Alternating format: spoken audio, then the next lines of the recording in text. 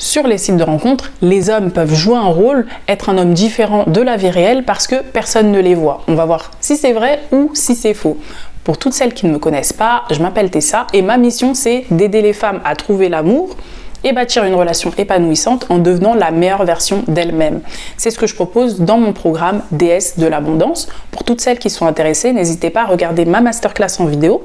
J'ai mis le lien en description et vous avez aussi l'opportunité de prendre un rendez-vous téléphonique avec moi pour me poser exactement toutes vos questions et j'y répondrai avec plaisir.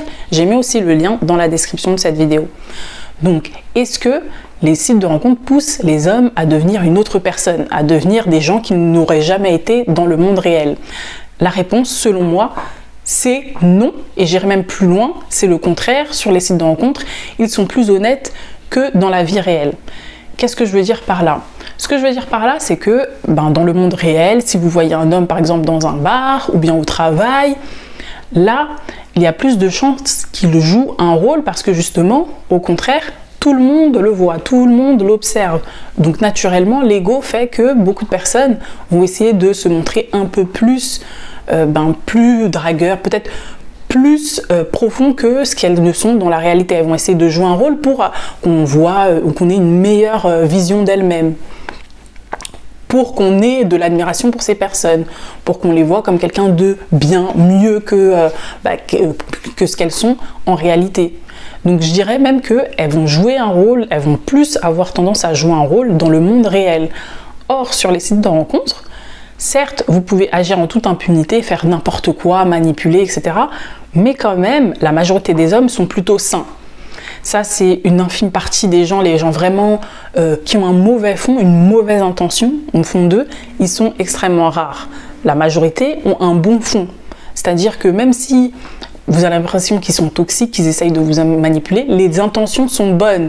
Après, la manière dont ils agissent, c'est souvent par rapport à leur peur, leur propre peur, ou bien parce qu'ils ont vécu des expériences négatives avec d'autres femmes. Il y a une autre femme qui l'a ghosté, donc il est un peu sur les nerfs, il se méfie de vous, donc il va essayer de mettre en place automatiquement, inconsciemment, des mécanismes de défense pour se défendre de vous, ou bien il a des traumas, il a vécu un deuil, il sort d'une rupture, vous savez pas qu'est-ce qui peut se passer. Dites-vous que vous ne savez rien de lui, puisque vous venez juste d'être sur le site de rencontre, vous venez juste de le rencontrer, vous avez eu quelques échanges.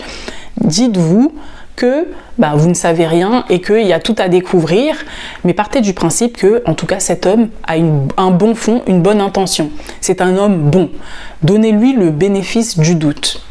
C'est le seul moyen de transfert, c'est un transfert de confiance. Si vous voulez qu'une personne vous fasse confiance, il faut d'abord donner votre confiance, ce qui est logique. Donnez et ensuite vous recevrez. Peut-être, peut-être pas, peut-être que vous recevrez pas, mais au moins en tout cas vous donnez, vous avez fait ce que vous avez à faire, vous avez fait ce qui était en votre pouvoir, en votre contrôle. Donc sur les sites de rencontre, vous allez donner, peut-être qu'il va se montrer méfiant et ensuite vous allez lui montrer de la confiance. Mais ce qu'il faut savoir, c'est que, comme je vous ai dit, ils ont un bon fond. Donc c'est très rare qu'ils jouent un rôle. Souvent, c'est leur vraie personnalité qui se font ressortir, se ressentent sur les sites de rencontres. Parce que justement, personne ne les regarde. Donc pourquoi jouer un rôle alors que personne ne me regarde? Posez-vous la question. Quand personne ne te regarde, c'est le moment où, comme on dit, quand le chat parle, les souris dansent. Donc en général, même quand tu es chez toi, quand tu sors, tu peux te faire belle, etc. Et quand tu rentres chez toi, là tu te mets en survêt, tu vas te laisser aller, tu vas te mettre dans ton canapé, tu vas regarder Netflix, tu vas chill, quoi.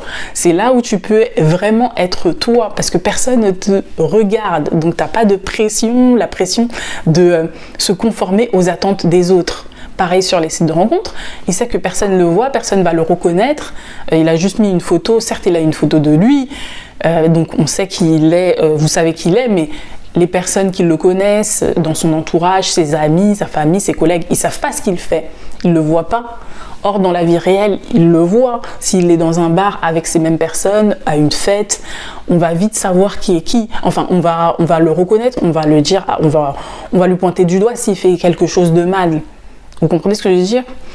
Il va se sentir coupable automatiquement, alors que là, il n'aura pas de culpabilité puisque ce sera que entre vous et lui. Personne d'autre ne voit les échanges, les messages, ils sont privés. C'est que entre vous et lui. Donc, c'est même une opportunité pour vous de savoir qui est qui. Donc il va se montrer, il va montrer sa vraie nature assez rapidement. Vous allez savoir qui il est plus rapidement que dans le monde réel. C'est ça que vous devez vous dire, parce que pour la plupart vous vous dites mais non, en fait les sites de rencontres, les gens sont fake, superficiels. Non, en fait c'est leur réelle personnalité, ils montrent qui ils sont réellement, puisque personne ne les voit, personne ne peut les juger, personne ne peut les faire culpabiliser, ils peuvent agir en toute impunité. Donc c'est le moment justement, les sites de rencontres, de montrer qui ils sont réellement. Vous comprenez? Donc c'est la même chose, dites-vous, au moins je vais pouvoir savoir qui il est. Maintenant, même s'il a des comportements toxiques, partez du principe que c'est une bonne personne. Par contre, vous avez peut-être une mauvaise influence sur lui, ou il essaye de se protéger de quelque chose qu'il a vécu, d'une ancienne relation, comme je vous ai dit, d'anciennes expériences sur les sites qui s'est mal passé. Et donc c'est une forme de protection. C'est à vous de briser cette méfiance, c'est à vous de briser la glace, briser cette résistance. Et pour ça, il va falloir développer des compétences émotionnelles, pour pas vous sentir frustré, pour pas avoir l'impression que vous devez forcer, vous sentir épuisé. Non, c'est le contraire. Vous devez avoir l'impression que vous le faites, mais vous le faites naturellement, parce que c'est qui vous êtes, c'est la personne que vous êtes. Vous devez tout faire avec fluidité. Vous ne devez pas avoir l'impression de combattre, de toujours vous battre pour quelque chose, que c'est dur, d'utiliser votre force, votre volonté et de nager à contre-courant. Vous devez suivre le courant de l'eau. Vous suivez tout simplement le courant. Vous dites c'est normal, c'est la résistance, je m'y attendais, c'est comme ça que ça va se passer de toute façon sur les sites de rencontres. Il va y avoir de la résistance. Donc il n'y a pas de souci, je suis là. Je vais faire le nécessaire pour qu'il se sente un petit peu plus en sécurité, pour qu'il ait un peu plus confiance en moi. Et comment faire ça? En lui donnant vous-même, en premier lieu, votre confiance. C'est-à-dire que tout simplement, vous allez juste lui dire, voilà, j'ai remarqué qu'il se passe ça et ça. Est-ce que j'ai fait quelque chose qui t'a dérangé peut-être? Voilà, vous lui posez simplement cette question, là il va se dire, ah oui, mais en fait, j'ai aucune raison de me défendre, puisqu'elle me laisse le bénéfice du doute, elle veut savoir qu'est-ce qui se passe.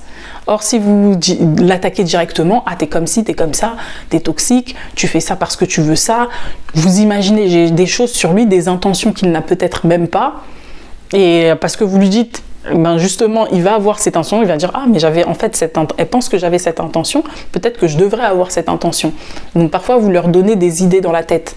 Donc ne dites rien et partez du principe qu'ils ont un bon fond, que c'est juste l'environnement, le fait des événements qu'ils ont vécus qui les rendent comme ça. Il veut juste se protéger, tout simplement. J'espère que cette vidéo aura été claire. N'hésitez pas à vous liker et vous abonner. Vous pouvez laisser un commentaire si vous avez des questions. Et je vous dis, mesdames, prenez soin de vous physiquement, mentalement. Et à très vite pour une prochaine vidéo.